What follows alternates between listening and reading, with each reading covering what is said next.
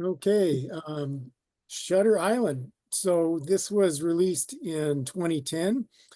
At least Wikipedia called it a neo-noir psychological horror film. It was directed by Martin Scorsese, starred Leonardo DiCaprio, Mark Ruffalo, Ben Kingsley were the main people. The National Board of Review called it one of the top 10 films of 2010. It didn't get a whole lot of great reviews, but some. Roger Ebert gave it 3.5 stars. Rotten Tomatoes gave it a 69%. I didn't look to see if it won any awards. I don't really think so. It was noted for its soundtrack of mostly classical music, Mahler, Ligeti, and some others. It was successful financially. It made 295 million worldwide off of a budget of 80 million. It was Martin Scorsese's second highest grossing film. Really? Wow. So, I can kind of go into I'll try and summarize the movie a little bit. Did everybody see it? Oh, yeah. Yes. Yeah. Yes. I had never seen it before. Actually, I was telling Chris, I actually, last week, I was distracted at the meeting. I was at a rental property, and I was with an electrician, so I didn't have any of my notes with me or anything. And I had made this whole list of movies I was considering making for the pick. And this was the one that came to mind, but it wasn't actually the one I intended to pick. So anyway, so the movie takes place in 1954. U.S. Marshal Teddy Daniels, who's the DiCaprio character, and his partner Chuck go to Ashcliff Hospital for the criminally insane on Shutter Island, which is supposed to be in Boston Harbor, to investigate the disappearance of one of the patients. It was a woman who had previously drowned her 3 children. They do go about their investigation. It turns out that, I don't want to spend a whole bunch of time reading all this, but we find out that Teddy, the guy who, the DiCaprio character, he's actually the patient who's been in this long role play. He had gone through some, when he was in the military, he was in Dachau, the concentration camp, helped liberate it, and had, terrible nightmares from that. And also nightmares from his wife, apparently was manic depressive, and she tried burning down their house. And then so that he moved the family to a lakefront home, and then she ended up drowning their children, and he killed his wife after that. So this whole story was made up in his mind, that he is a U.S. Marshal going to investigate this thing. So it turns out that at this mental institution that they are lobotomizing people, which I guess they did back in the old days. So they give him one last chance to, I guess he's gone through this before, and he appears lucid, but then he regresses. So they think maybe he's gotten better, but then he refers to the person he thought was his U.S. Marshal partner. He calls him Chuck, which was not his name, and he says, "We got to get out of here." So he signals to the main psychiatrist guy that okay, they got to lobotomize him. And so at the end of the movie, his what he says to his friend Chuck is that he asks him if it's worse to live as a monster or to die as a good man. So there's a Professor James Gilligan of New York University was Scorsese's psychiatric advisor for this film. And his words were what this meant was, and that was not in the book, I guess. What that meant was he feels too guilty to go on living, but he's not going to commit suicide. So he's going to vicariously commit suicide by handing himself over to these people who are going to lobotomize him. So I thought that was kind of interesting. Interesting. So overall, I enjoyed it. I was a little bit lost there a couple times what was going on, but it all kind of came together in the end. So. Did you see any of it coming? Pardon? Did you see it coming, or no, I didn't see it coming. No. Yeah, I would like to, not right now, but pretty soon, pick apart the ending, because it was kind of interesting. You know, they like, was it him that killed his kids, or was it his wife that killed the kids? You know, that kind of thing. The ending was like, it was interesting, you know, debatable as to the parts of the things that happened. But yeah, you know, it said they kept having those flashbacks where she was like on fire or burning up, you know, and but it said in Wikipedia anyway that he had shot his wife. That's how she died. So I don't know if he's mixing like his experience at Dachau, where he saw all the people. They looked like they were frozen and not burned, but I don't know if he's mixing some different dreams there or something. But I don't know. Well, she did set the house on fire, right? Yeah. Yeah, that was my think sense, anybody- is I that don't think anybody died in it. no, they didn't die, but it was just another thing that she had done that he was, I don't know, that he was guilty about, you know, leaving her alone, all that stuff. And yeah, I had some problems, as maybe Bill, you too. So the way I got it, now I only watched it once. I mean, I had never seen it before. So I'm, again, not sure if my interpretation is even, but by the end, when you find out that he's a patient, then that means that his primary doctor, that ended up being Chuck, his, you know, his partner, and then the regular doctor, and all you mean the entire place decided to act at this thing. That's what I was like, huh? You got an entire mental hospital to pretend like this guy is a marshal, or did I just misinterpret that? Is that, I mean, I was like, you could get a whole hospital to have, it was like a play, you know, like they'd all took their own characters, but they weren't, you know, really the real person. And then all the whole staff, when they had that meeting, when he wanted to meet all the staff, and the staff it's like, you got all this entire staff to play that he was a detective. I mean, that's it. That didn't make sense to me. So maybe I just got it wrong. I don't know. I was just like, No, it was a really? stretch for sure.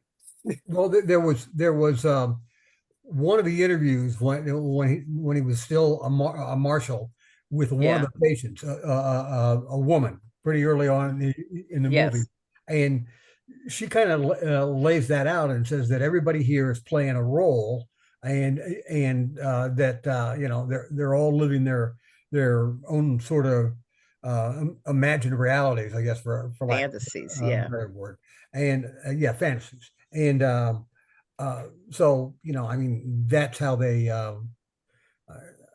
I guess they square that. I mean, the two things that I had questions about is, number one, was he ever a marshal? Because in the scene where he shoots his wife, it appears that he pulls a pistol out of a holster on his belt. So Right. maybe he was, I mean, why would you have it? And then the other thing with it was, it seems like in the back third of that movie, all of a sudden things start to shift from him being an investigator to you're suggesting that he's a patient. And I had difficulty buying that shift. So, I mean, it was interesting, I followed it, but I went, whoa, I mean, this was a big turn that I'm like, Jeff, I didn't see it coming. Yeah. Huh. It explains at the beginning, when he first gets to the island and all the guys are kind of eyeballing him and they all got these rifles and they all seem like they've got a lot of animosity, so if he Yeah. was a dangerous, patient, I suppose they would act that way. Well, how was he on a ferry boat coming over to the hospital? Were you a patient, or was this how they got you to get over to the, I mean, that's, I was just a little bit lost. I mean, if he was a patient, I don't think they'd leave him off of the island. Of course, he was with his primary doctor, maybe, but it just seemed like they came onto the island as detectives or marshals, and was he really on a boat? Was he really sick? And that's, I guess, that's where I was confused from the beginning. I mean, after I saw the ending, it was like, well, wait a minute, how come he wasn't on the island? It sounded to me like he was a patient there already, and then they decided to do this to kind of to shake him into reality, basically. And so did they put him on the ferry and then tell him that he's a marshal and come back? I guess I was just a little lost. No, I think that I think the God, 80% of the front of the movie is his fantasy. Yeah. Okay. Okay.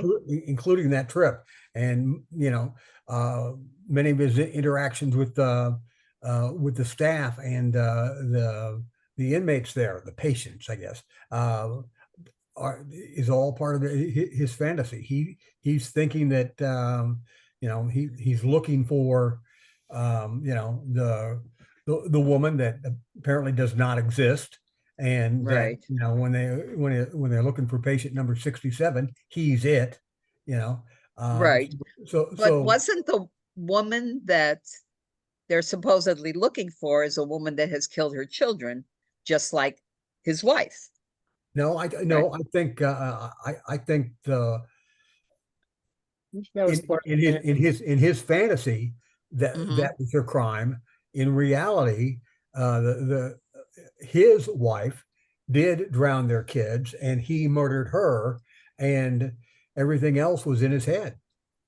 Okay. The lady he was looking for, she was a doctor.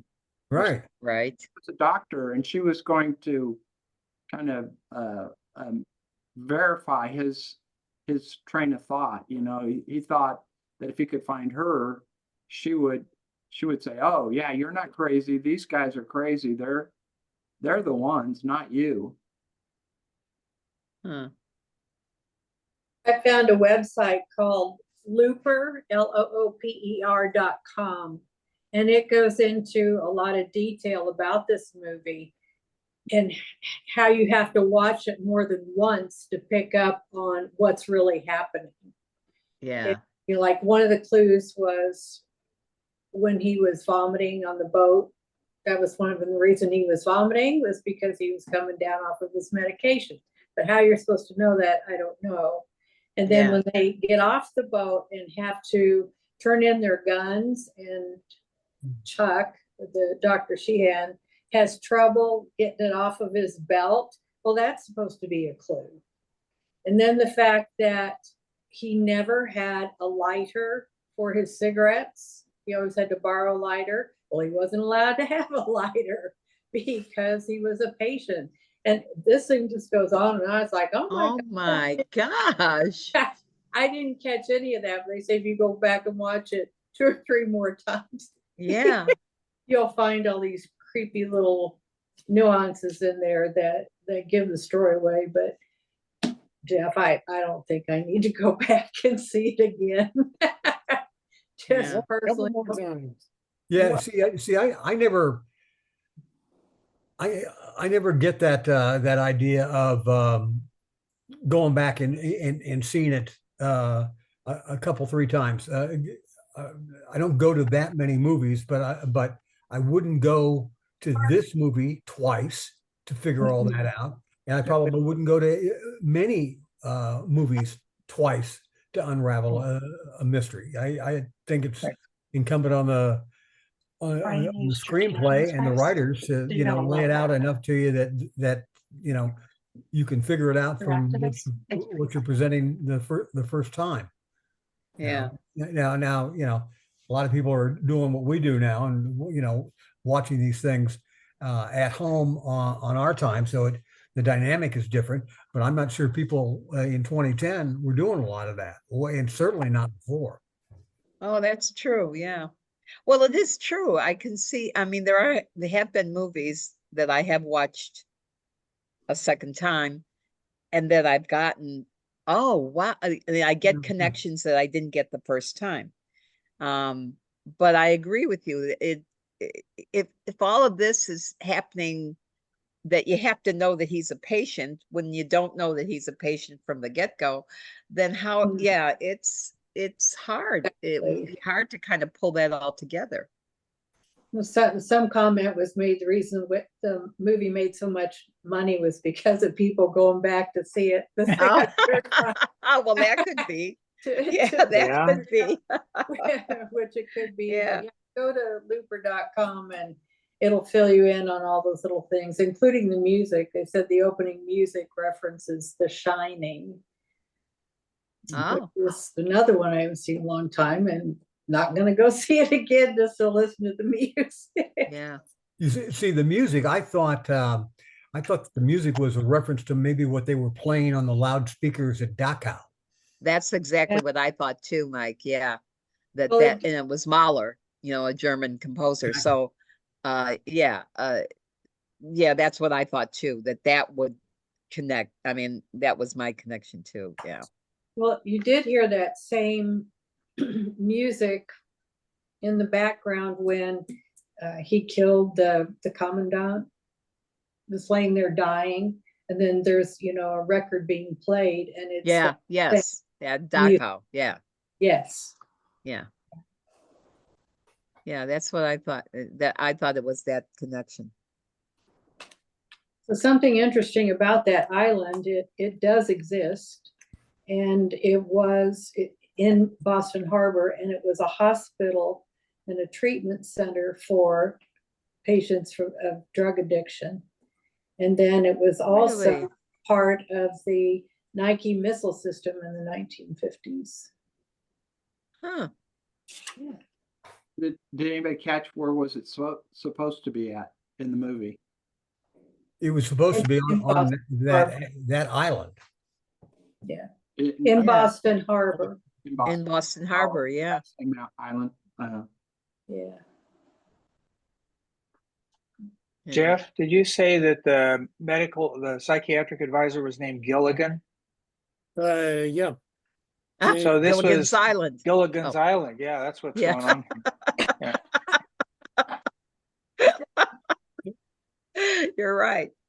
It was a 3-hour tour. Oh no, movie. Yeah. Right. It was. They were in a hurricane too. Yeah, they were. Right, they were. I think DiCaprio is trying to take off from Nicholson and get with the lobotomy from One Flew Over the Cuckoo's Nest too. Right. I mean, Right. some shared movie star stuff going on there.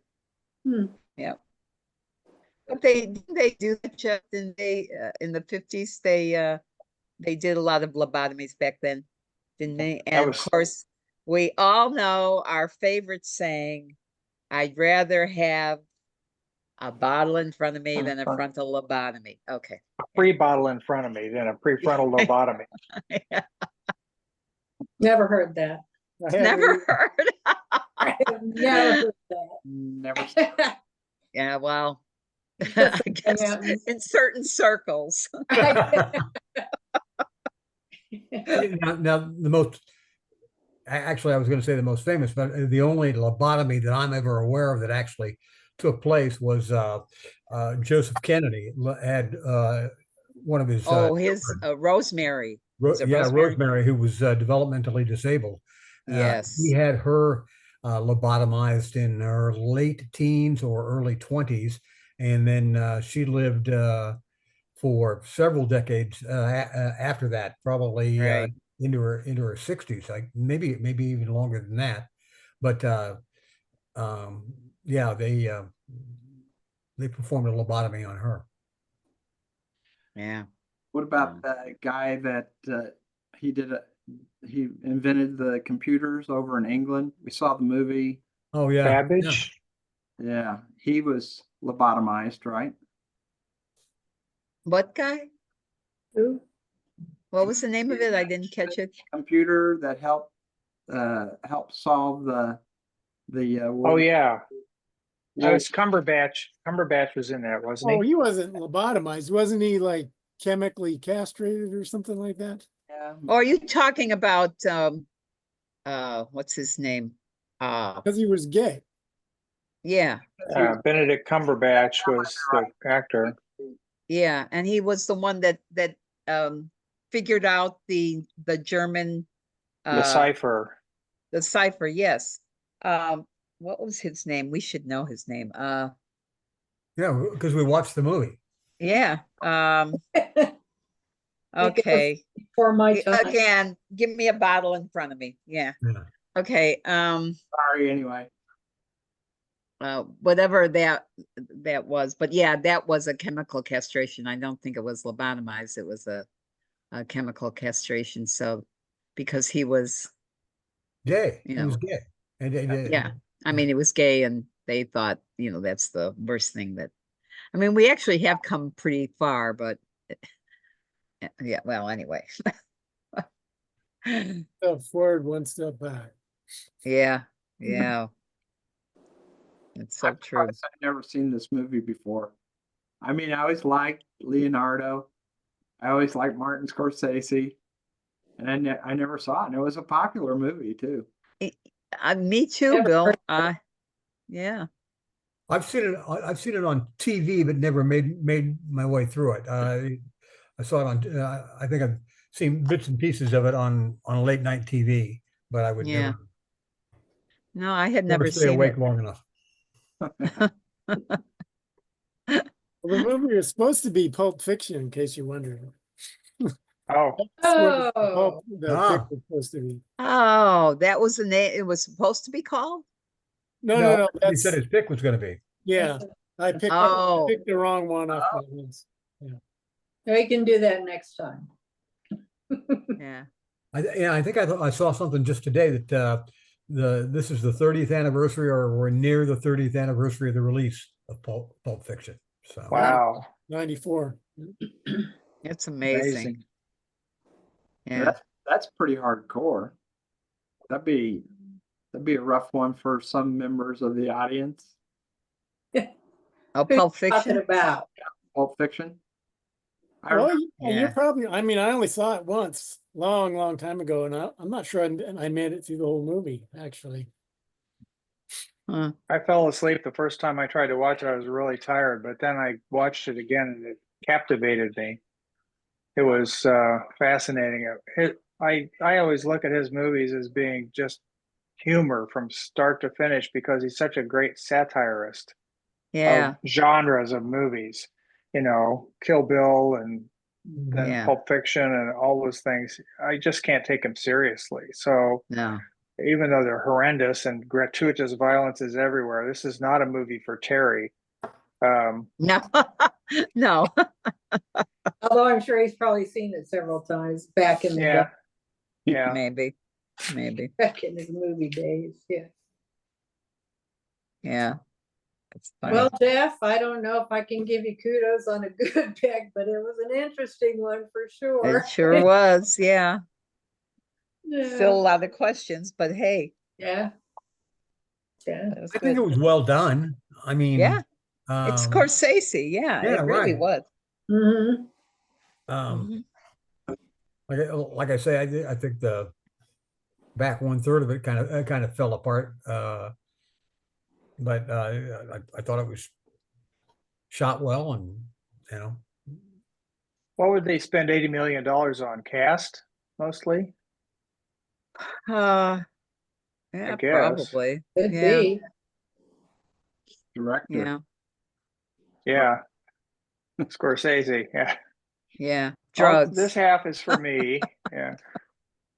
Let's see what he already did anybody have any vertigo issues with the high cliff scenes?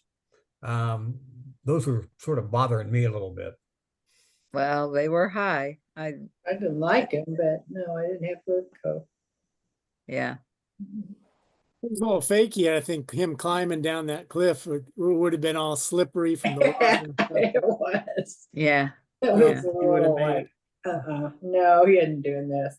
And then with all those rats around, oh, God. Oh, that was awful. Yeah. Oh my God. Well, that whole thing was probably in his imagination. anyway. Yeah, that had to be, It was, but we had to be a part of it because that's what he was going through Mhm. Right. at that Right. time. So. Yeah, he was probably just imagining himself as like a daring, guy that could do all that kind of stuff. Mm-hmm. But it And all was, those it was, rats were the people in the sanitarium yeah, but I mean, trying to get out. Yeah. the climbing and all that, just vertical climbing on it. It was, I could see what Mike's saying, like the vertigo of that whole thing. That was, Yeah. Yeah, that's it's like, how did they do that? I mean, is he like really only like 3 feet above, Right. Right. It was all, CG, I'm sure.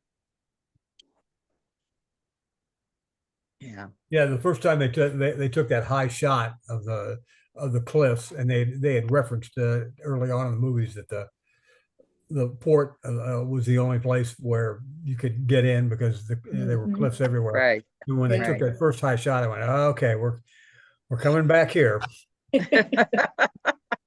Yeah. Wow. Yeah. So Martin Scorsese, he did this movie in 2010. Anybody want to guess how many movies he's done since 2010? Not many. Yeah, Oh. I would say 4. Yeah, 1, 2, 3, 4, 5. Wow. Hugo was the next one, The Wolves of Wall Street, which was pretty good. Oh no, I guess I have seen Hugo. That was almost like an animation, wasn't it? It also had Ben Kingsley. Well, Hugo did? really. it was about it was about the person that was a filmmaker at the turn of the century, and then he gets it wasn't animation. He was the guy, though. he lived in the clock up in the main Yeah. train building His- or whatever it was. His father was the clock that kept the clock going, and he just continued. Mhm. Good Yeah, movie. I mean, it was like a cartoon in some areas. It was kind of like the kid part and the cop that had the bad arm and Yeah. or, Well, there or was a bad book leg. that was kind of a graphic, Mm-hmm. what do you call those graphic novels? Novels. So I guess he's kind of retired. He did The Wolf of Wall Street. Then he Well, did, the last one would have been Flower Moon, right? yeah. Hmm. Yeah. And then Silence. Has anybody ever heard of that one? No, I never have. And then that's interesting. The Irishman was in there too. Oh yeah, that's right. And I think everybody's just said that it was long, right? When the Irishman was like 3 hours long. So Yeah. was Killers of the Flower Moon. Yeah. Anyway, sure. Yeah. Well, he's probably done 30 movies total. Yeah, he's pretty amazing. Yeah, he's good. What's your favorite Martin Scorsese movie? Hmm. Wow, that's a good question. We've seen Taxi Driver, haven't we? Yeah, yep. Did I Mean pick it? Streets, wasn't that in No, it too? I picked Raging Bull. Oh yeah, that was a good one. Back Yeah. when I was in the hospital. And then The King of Comedy. Somebody picked The King of Oh Comedy. yeah, Yeah. that was a good You one might- too. Yeah. Didn't Yeah, let's see. Gangs of New York would probably be my favorite Scorsese. Mm. movie. Goodfellas is pretty good. Oh yeah, Mhm. very good. A little scary. I remember I got Yeah. stranded somewhere and watching it on TV, and my kids were like 10 years old. And I was like, whoops, can't watch this. Yeah, I can't watch this. Cape uh-uh. Fear, Casino, Yeah. New York, The Aviator, The Departed, and then Shutter Island. He did The Last Waltz too, Yeah, So Hmm. which is more a documentary than it is technically a movie. But that was great. As a concert film, that's one of the best I've ever seen. oh yeah, they don't show that on this. He Hmm. stopped doing something else to go do that event, and then went back to whatever he was doing. So I don't know what else he was filming at the time, but I know he took a break so he could be there for that. well, Hmm. when was the last waltz? 76, 77, 78? It's right in there, I know. I think I want to say Yeah. it's 76. I think it had a 50th anniversary, so it might have been 74. So No, I'm not I don't sh- think- I- I don't know. It says that after Gene Siskel died, Scorsese joined Roger Ebert to be a guest co-host for Siskel and Ebert. I don't remember that. I don't remember that. And I worked with Siskel and Ebert. You did? Really? Really? 1999, it says. Okay. Last well, Waltz was 78. Ah, yeah, that sounds right. okay. What Wow. did you do with Siskel and Ebert, Donna? Well, it was just I was with an advertising firm and they were one of our clients. So we just worked with them, but that's why I mean Roger Ebert so much, because he and I were so in tune with the movies that we liked, and Gene was always the one that was a little bit I didn't connect as much with Gene as I did with Roger. But I didn't, I didn't really work with them. I just worked with them through the advertising that I did with them. I would think But- that would be an easy account to work. Yes, it was. It was. But it was on public radio. I mean, public TV, Yeah. WTTW, yeah. Hmm. And then it went to regular TV at the movies, but this one was, what's the name of it? Okay, the mind is gone again. Or maybe it was called At the Movies, and then they went to Siskel and Ebert, something like that. I remember that at the movies. I remember Yeah. that. Yeah. Yeah. Sure. Yeah. It was good. So Jeff Copeland, I think you're up for our next pick, right?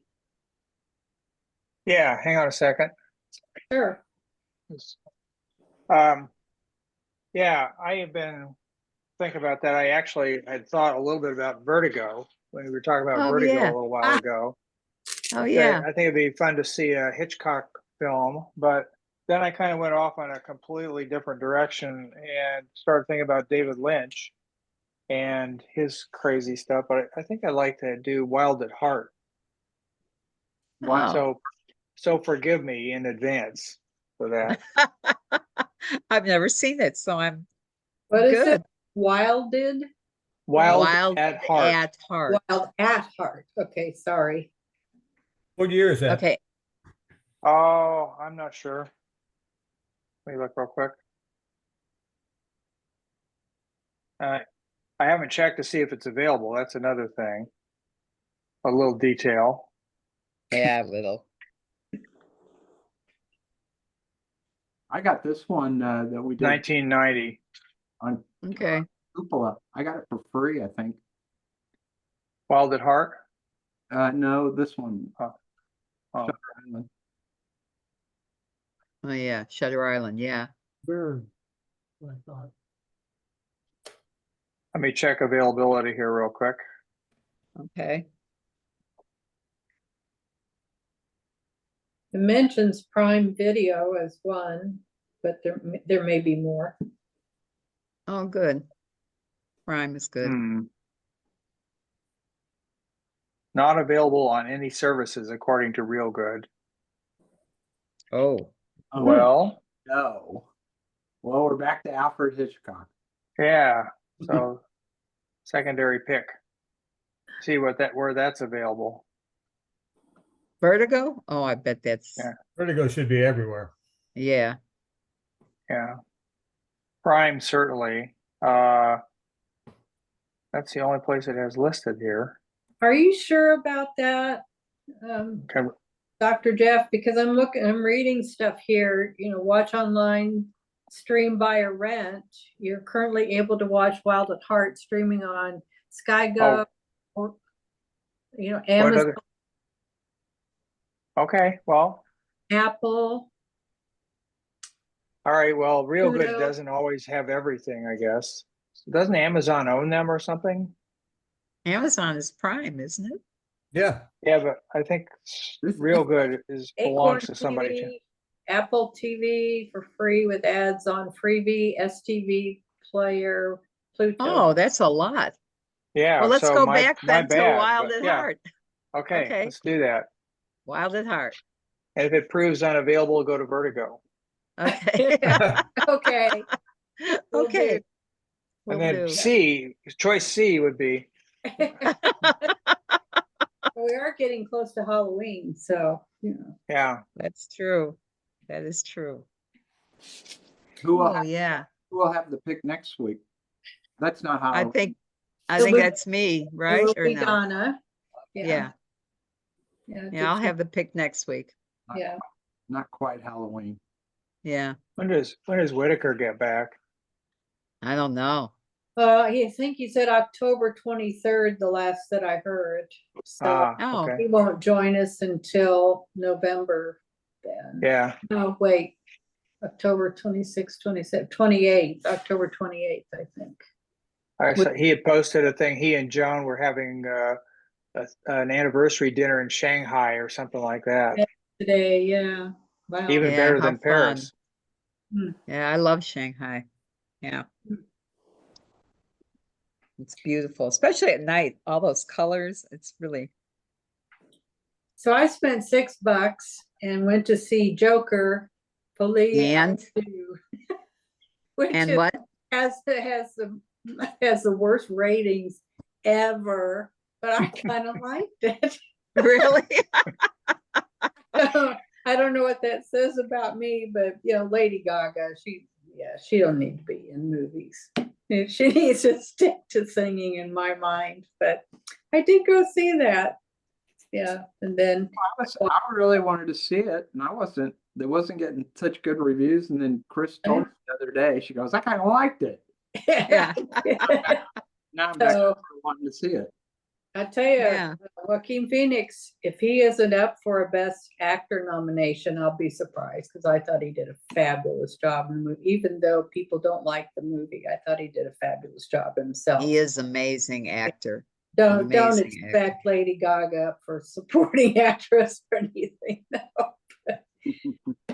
That's my opinion. And then I watched Wolves, WOLFS. Oh yeah. Yeah, Brad with Pitt the and George yeah. Clooney. Yeah, Yeah. that was kind of fun. And then the It Great was British. fun. Yeah, it was. The Great British Baking Show is out with its new season now as well. So Oh, I've never seen. I watched Perfect Couple with Nicole Kidman and what's his name? I hate this. I've seen it Anyway, advertised on Netflix, but I haven't watched it. yeah, it's interesting. It's kind of it's an interesting twist, and yeah, it'd be interesting to watch. I For think sure. somebody had mentioned Your Honor before. We started Mhm. watching that, and I'm kind of deep into that now. That's really good. Because I wondered about it, watching it, so. Yes, it's very good. Okay. The last season isn't so hot, but the first two, oh my God. Yeah. Yeah, I'm trying to figure out. We're just getting close to the end of season 1, and I'm trying to figure out how they're going to continue this. Yeah. It seems Oh, like things yeah, are coming to a head, but yeah, they are. that's good writers. That's when they come in. Yeah. Yeah. Well, What- the first season is the best for sure. At least I think so. But then they did pull it together a little bit on the second. But I think there's a third season that it was like, or maybe it's the end of the second. I can't remember now. I just remember thinking, okay, this has taken it, yeah, too far. But the first season's real good. Real good. I think a lot of these series have to be written like they are only going to be on one season because they don't know if they're going to get renewed. Right. Probably what happened to Your Honor, I mean, I seen it, but I liked it too. I got hooked like you did and had to watch it through. Yeah. You get hooked. Another one that I watched that was different. Well, I think I told you guys already, Presumed Innocence, which is that it's a takeoff on that Scott Turow movie that Harrison Ford was in the 90s. But it's different. When they've got, it seems when they have a number of episodes instead of a 2-hour block, the character development is so much stronger. The character development in this particular one is, it's just, you just have more time to figure out who these people are, but it's not the same as the movie. So it's worth watching from that aspect, I thought, too. So. Yeah. I've been I watching. think. Go ahead. I've been watching Mr. McMahon, which is about the story of Vince McMahon, and it's a 6-part series, I think, and it's interesting. We've always kind of liked wrestling, and so we've been intrigued over the years. At different times, we've been intrigued by him, but during this whole series, there's a part where one night there was a wrestling match here in Kansas City where the wrestler fell from the roof of our auditorium and died. Oh my. It happened. I went to it. I was sitting with Pete's daughter. I took Lauren because Lauren loved this wrestling stuff. And we were sitting there, we saw it. Oh my God. These guys, and it was also 1999. There was no cell phones. So like people didn't know what was going on. But it was interesting to see, this is like just another incident in this guy's whole kind of career, I guess you'd call it. But he's been a person of real color and all that. But it's interesting if you're, if that intrigues you at all. Owen Hart, wasn't that his name? The Yeah. wrestler, well, Owen Hart. Mm-hmm. Yeah, Bret Hart's brother. And he killed himself? No, he was. They were. Well, Bill, you tell the story because you were there. Yeah, he was playing a character at the time that what was his name? The character that he played, but he dressed up like a bird, and he made entries. And what he did, he went up to the top of Kemp Arena, and he was supposed to latch on to a cable, and he would drop down. Which, I mean, you see people do it all the time. I mean, not all the time, but you see people do it regularly. Sure. Shows and things like that. Well, he latched on, but the latch was faulty, and he fell from the roof of Kemper Arena side of the wrestling ring, and just it killed him on impact. And anyway, they did finally say that it was the hardware that he was using, and it's very weird. It was very weird. Yeah, I bet people were Oh thinking, my is this part God. of the show or what's going on? Yeah. Yeah. And Yeah. the debate was they decided to continue the show out. Oh my God. Wow. So Oh my. so Oh, we were sitting there, and as it went on, because there was no cell phones, it became more and more clear to the audience what had happened. And by the time, so the show went on for another hour and a half, and you're like, it was like by the time it got to the end, you were just walking to your car stunned. but they didn't call an ambulance. There wasn't what did they do with his body? Well, I'm sure they called an ambulance and all that, but they took him away. But he did die pretty. I mean, Oh my God.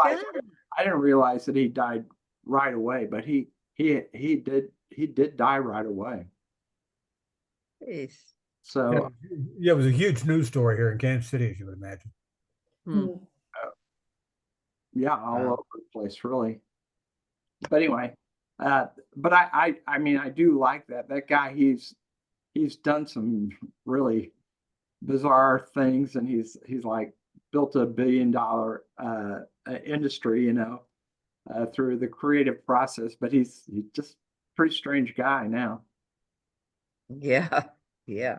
Yeah, when he got, and I'm not the wrestling fan that Bill is, but when he got into promoting wrestling, he used to be he actually used to be a wrestler, wasn't he, Bill? No, his dad was a promoter. Yeah, I knew that. Okay, so his dad was a promoter, and I'm not sure what part of the country he was in, but at that time in the 1970s and beforehand, there were these regional wrestling leagues, for lack of a better term. There was, say, one based here out of Kansas City. There was another one that was based out of Minneapolis, Minnesota. Probably one based out of Florida, somewhere, Greater New York, just all over the country. And McMahon went in and bought up all of these wrestling associations or wrestling leagues, or undercut them financially, so that he became whatever his wrestling league is now, the World Wrestling Association or Federation or whatever it is, became one of the one or two big ones in the country, because prior to that, they had all been regional operations with their own channel, all that sort of stuff. So he consolidated the wrestling entertainment industry. What he did, I think that you're thinking of, Mike, is that he created all these characters. He created Hulk Hogan, he created The Rock, The Undertaker, and all these wrestling characters. They became characters that he could market. But his name is Vince McMahon. The name of the show is Mr. McMahon. And Mr. McMahon is different from Vince McMahon.